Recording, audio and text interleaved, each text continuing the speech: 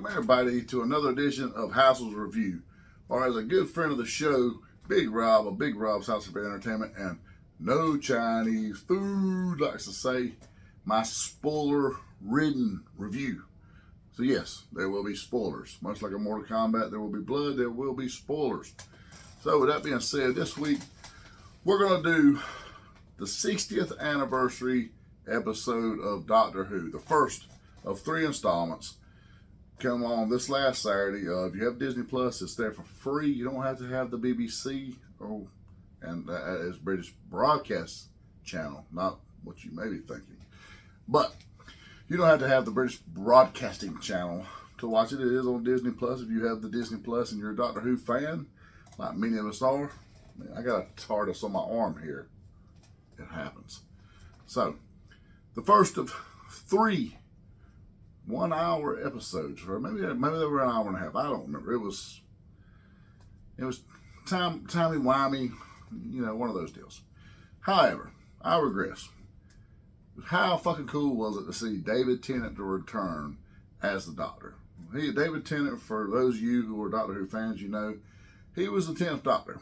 Now he has returned as the 14th Doctor, which is pretty damn cool. No one else has got to be 2 reiterations of the same. That's not the word, but reiteration. Maybe that's a little better. Of the same character. So he is the first, and he is also, depending on who you are, he's typically most people's favorite Doctor, or the best Doctor. It's up for debate. I love the 4th Doctor myself, so it's a little tit for tat between the two. But other than that, he's usually most people's favorite Doctor. And he's back. And he's the first male Doctor after the female Doctor. But the big deal is, why? Why is this face back? And that's kind of the theme of the episode, which is the whole crazy part of it, because he's still struggling with, why is his face back? Why is he back to this version of the Doctor for a second time? So, which actually technically is the 3rd time, because there was a time he partially regenerated that wasn't really counted, and he stayed the same. Go back to your homework, folks. It's early series. Anywho, he lands in London like he always does, because he don't ever visit us here in the States. He goes to London. He goes to walking around, and there's like this little thing going on the streets or whatnot, and he actually stumbles upon Donna Noble. So, for those of you who watch the show, Donna was his companion for a couple of seasons, or they call them series, but a couple of seasons. She was the feisty redhead companion that he had that just was always, she was ready to put the dukes up, throw them bows on a motherfucker. That was her. That was Donna Noble. So she had at one point she took all of a Time Lord's mind into herself.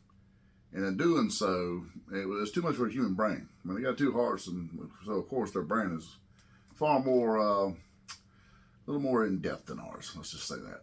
Maybe they got a few more chambers. I don't know.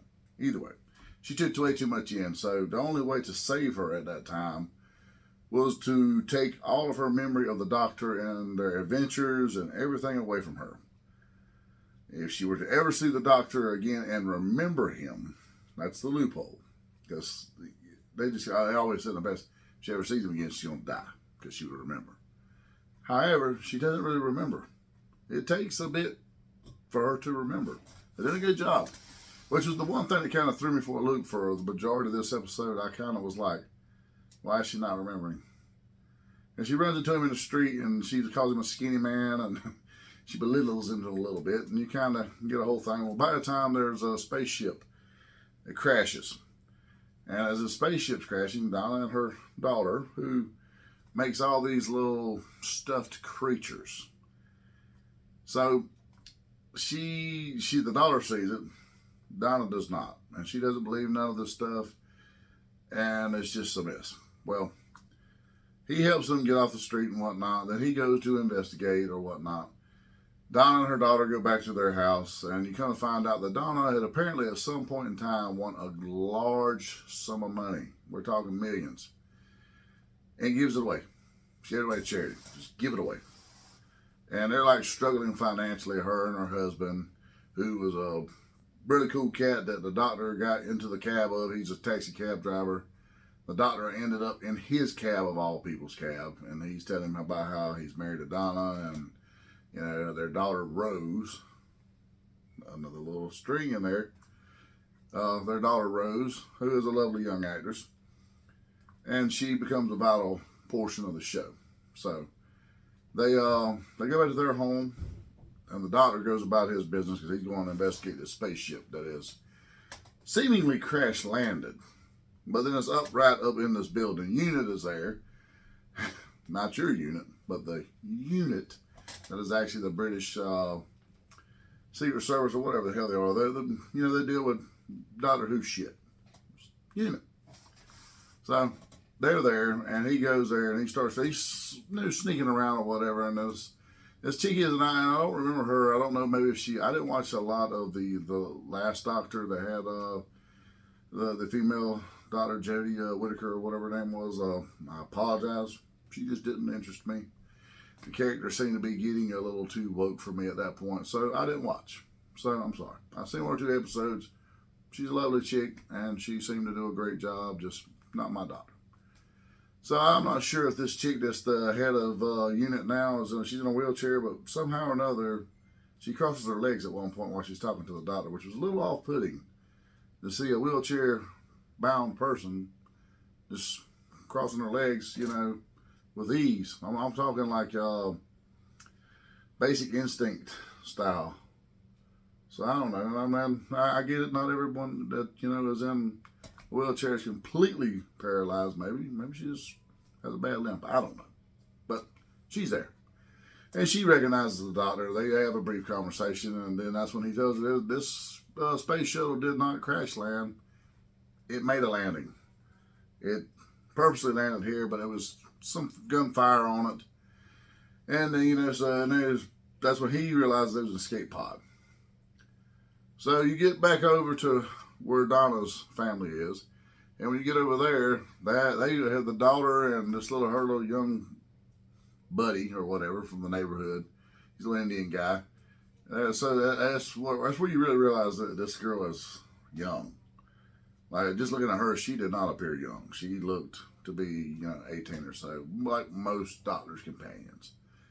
But kind of find out, I think she's only about 14 or 15 in the series. Because the little kid that would come to her and say, hey, let's go check this out.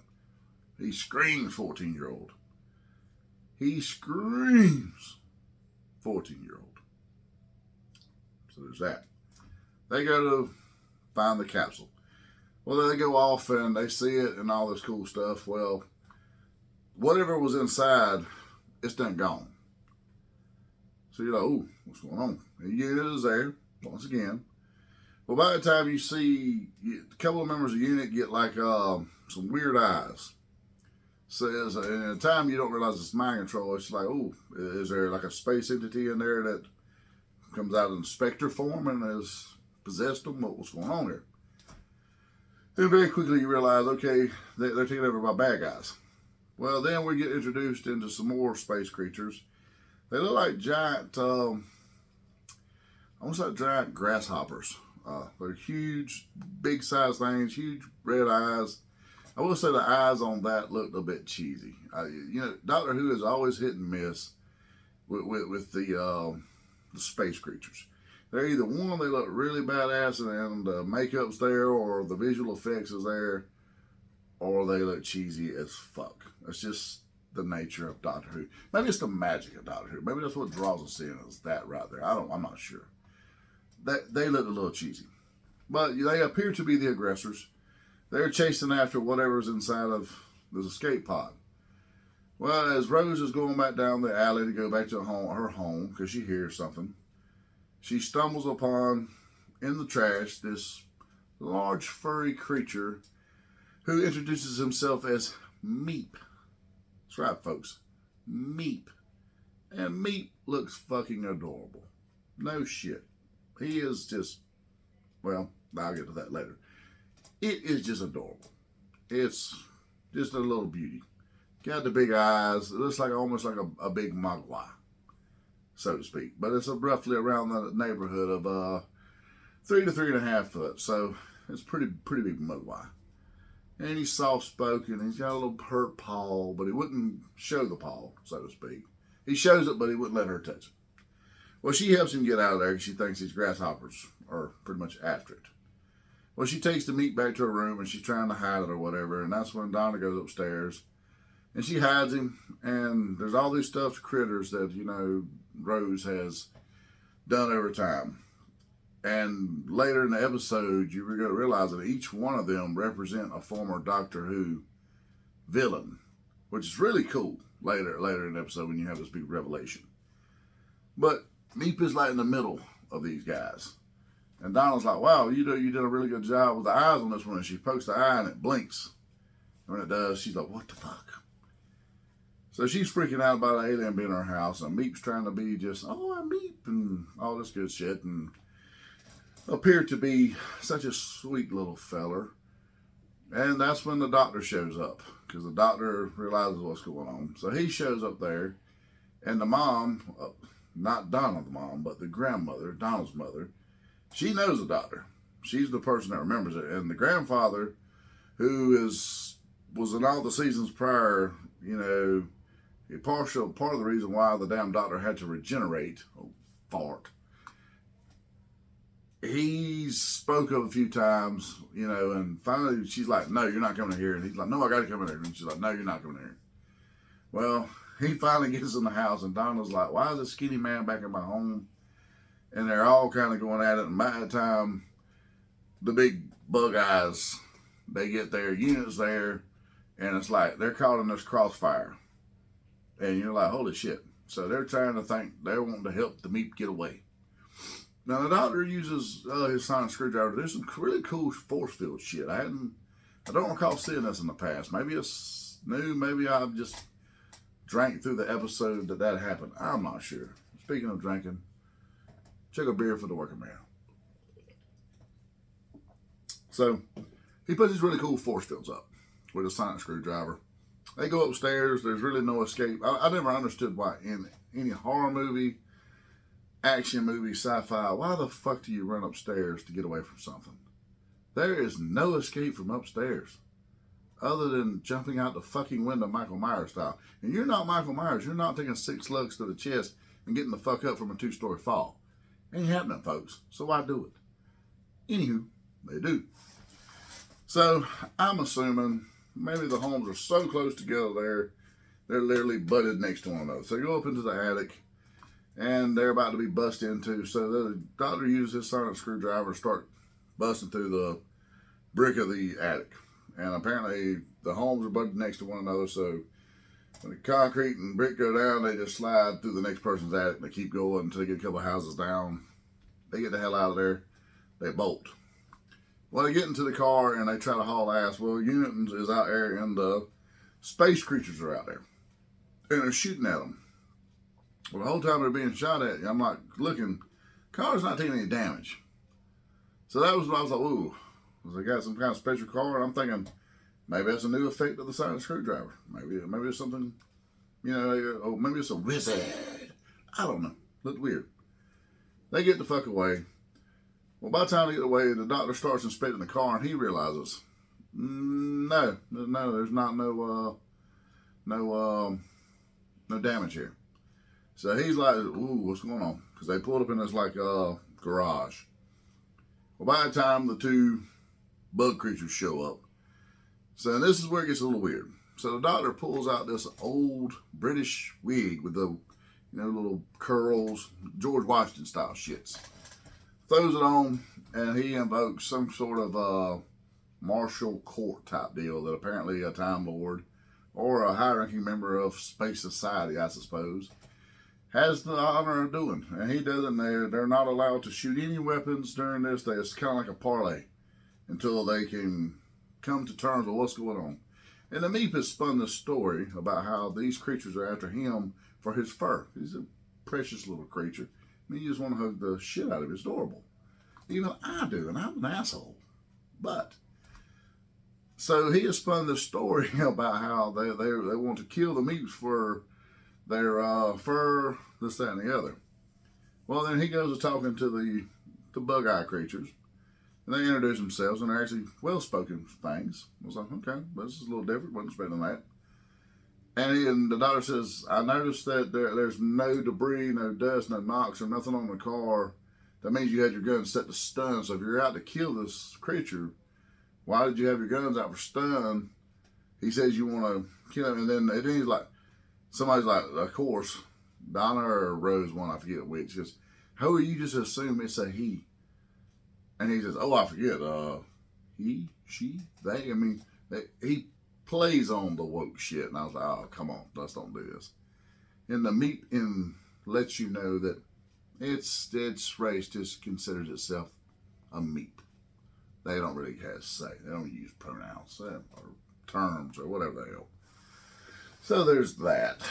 But anywho, they go to whole court or whatnot, and the space creatures are basically saying, no, we're not after him for his fur. He's actually a villainous turd that has ate other societies, and he's the last of his people because he's so fucking evil, and all of them have been war-ridden and eaten and devoured and all this shit, and there was a whole mess about it. So, and by the time Meat shoots both of them, shot, put the old pew-pew on them, except for, unlike a stormtrooper, he got both them rascals. Done. They're dead. And by the time the Meat turns real evil looking with his eyes and these teeth come out. And that one gets gremlin teeth. I'm talking about like full blown, he got strap teeth at this point. The two, like that. I was like, holy shit. Voice changes. And basically you learn maybe some villainous piece of shit. And the thing that had took over the unit soldiers earlier was Meep's mind control. He has a form of mind control. So he's controlling these unit soldiers, and now they all kind of turn on the doctor, Donna's mother, the husband, and Rose. So they try to make this a daring escape, and the whole thing is the Meep wants to get the hell off the planet so he can go take over something else. That's what he is. He's a devourer. Well, in leaving the planet, he's going to pretty much blow up the city they're in, which would have killed about 6 million people, roughly. And the doctor's like, you can't do that. And he's like, oh, yeah, I can. Yeah, I can. He's a matter of fact, and he's telling the units that he's took over to take them aboard so he can decide which one to eat first later. And I said, it really was a nice twist. I was like, holy shit, this is pretty cool. I was really drawn in as someone who loves Doctor Who but hasn't got to watch Doctor Who in a long time and enjoy it. It was a very enjoyable episode. It was fun. It had a lot of twists and turns. It was great to see David Tennant back as a doctor. It was fun to see Donna. Even though Donna is not my favorite companion by no stretch of the imagination, because she's a little too bold and sassy for my taste. But it was fun to see her, even as an older gal with a little heft to her, much like myself. So it was still fun. But anyways, the doctor and Donna, they go off one way, and Rose and the mother and dad, they go off another way, get separated. Well, he starts, the Meep starts trying to get his engines going so that he can, and as he does, it like taps into the city, and you see this big fire erupt and starts branching out like through the streets, which is pretty cool effect. They had some really good effects in this, other than the bug-eye people. And maybe that was by design. So the doctor, he's literally trying to, do everything, and Donna's there just kind of like, how she says something. And one of the reoccurring things in the whole episode is Donna keeps saying she feels like something is robbed from her, like she had something beautiful once and it's no longer there. And why, what is going on? Why does she feel this way? She's been having more dreams. Like shit's been coming back to her. And the dreams she's having is dreams of her past adventures. Well, the doctor asked her, he says, why did you give all that money away? Why did you win the lottery and give all your money away? And she said, because it was the right thing to do. It's what, and then she goes, it's what you would do. And then he looks at her and she's like, well, why do I know what you would do? And he's realizing she's starting to remember, and he's like, he's really upset. He loses his shit, and it's basically like, why did this have to happen? Why was it this face? Do you punish me by giving me this face to basically kill one of the few people on the universe that I love? And it's a really touching moment. It's like, wow, this is, I thought it was gonna give me my feels for a minute there. And she sees the doctor struggling or whatever, and she's like, what is it? And then finally, he kind of has to tell her. And he tells her, if you were to truly remember everything, you would have all those Time Lord memories come back to you. And in doing so, it would kill you. And she's like, well, it's not your choice to do that.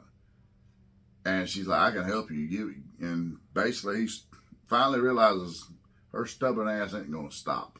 He can't do it alone. It's about to blow up the city. So he goes through this protocol and starts running down a list of words. And by the time he starts getting to the last 2 or 3, she starts saying them with him. And then you see it rush back to her. And all of it comes back to her. And the first thing that happens is she gets pissed because she gave all her money away. Because she said, I realized what I did. She said, even though you took my memories from me, subconsciously I had part of you in me still that made me feel like I had to do the right thing. She says, I give all my damn money away because I was trying to be like you. And it was a very funny, okay, Donna's back. She's really her.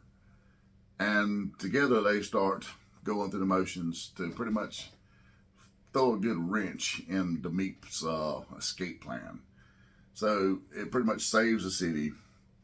And together they do that. Well, then the Meep's like, well, I'll still kill you. Well, it is what it is. And he's got the people still mind controlled. Well, they finally wind up figuring out a way to stop that.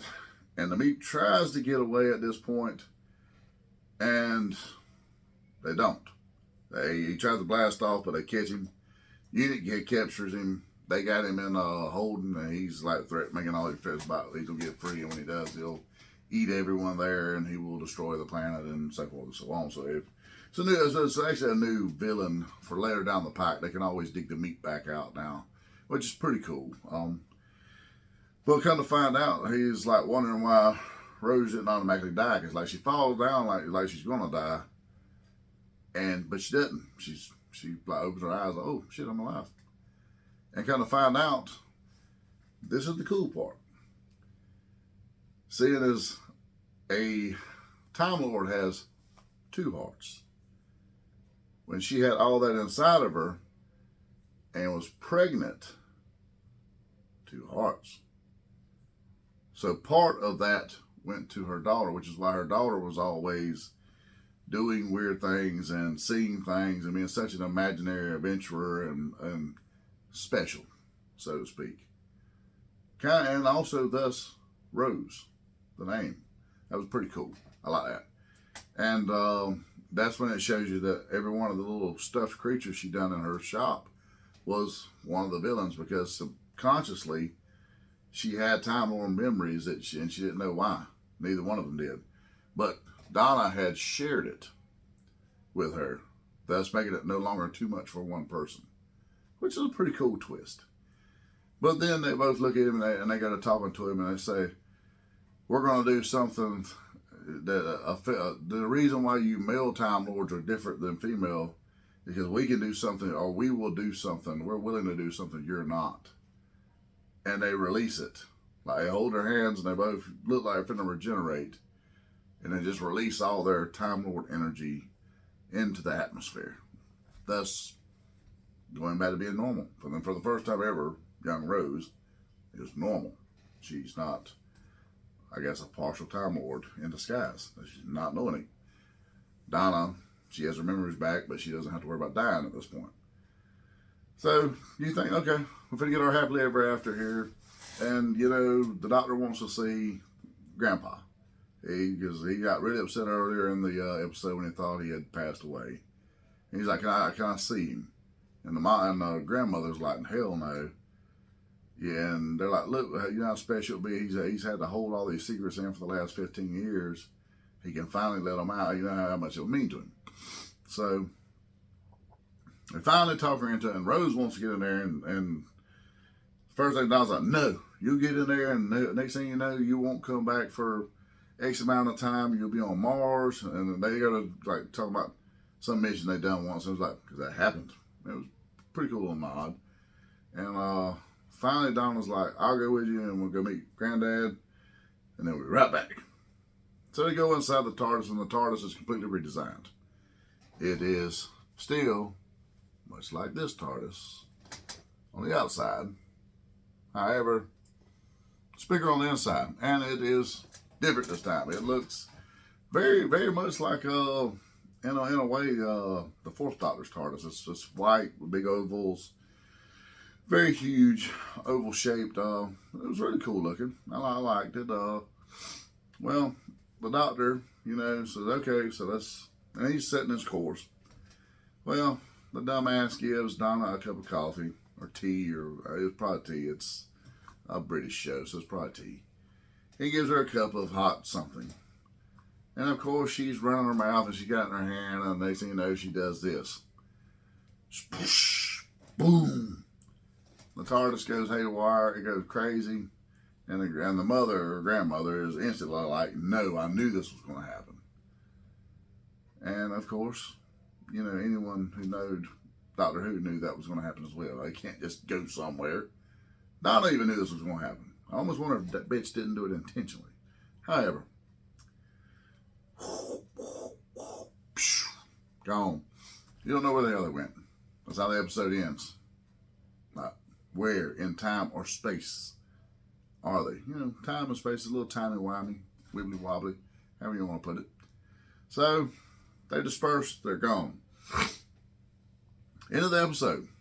Really, really good episode. Really, really good episode. It is the 60th anniversary. It's the first of 3 60th anniversary episodes. The next one will air this Saturday, and then the final one will air the following Saturday. So the next 2 Saturdays, if you're a Doctor Who fan, I'm not sure what time they drop on Disney Plus, or if you're into the BBC, they'll be on the BBC. So whichever platform you choose to stream upon, it'll be there sometime Saturday. I'm not sure what time. I waited and watched it last Sunday, so I'll probably wait and watch it. Maybe if the Falcons are losing bad enough after the Falcons lost, I'll need to pick me up, and I'll watch it then. So that's it. That's a great episode. I highly recommend going and watching it. Let me know what you think. Let me know in the comments.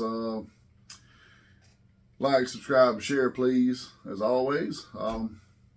Spread the word. Don't forget about not just us, but how about our boy, Big Rob, of Big Rob's House Entertainment. No Chinese food. That guy. Check us out on Roku TV, Fire TV, on Spotlight Media. That's our sponsor, the Zone Collectibles, 305 Main Street, Tifton, Georgia. Go hit them up for all your nerdy needs. Where they do unity through community, found the night, unite. Go check out the Clady Clan. They're very cool people. They're very special people. They will hook you up with anything you need. They don't got it. You don't need it. And always, always stay here on YouTube. Check out the other show, the Nerdy Mandarin Show, with myself and the ruler and master of Cobra, Monster. When he's not off ruling the world with Cobra, every so often he graces me with a show. It's pretty cool. We got a pretty good show between the two of us. So, and as a matter of fact, this Sunday we'll be interviewing none other than Mark Spears, Spawn cover master himself. He does a lot of Monsters covers. He's got a really cool Kickstarter coming up. I think it's open now. I want to say, yes, I'm pretty sure it's out now. It's just called Monsters. Really, he does a lot of really cool monsters. So he's got some trading cards. Go to his Instagram. I promise you, you will be delighted. He's got some really, really cool stuff. He's been on the show before. So we got part 2 with him. He's coming back. We're going to hype up his Kickstarter. And don't forget our boy Daniel Garcia. He's also got a Kickstarter going on right now for Atomic Vamp and Laser Wolf. So check that out while you're at it. And always, check us out on Geek Network. We're part of the Speak Geek Network family, where you can check us out on geeknetwork.com.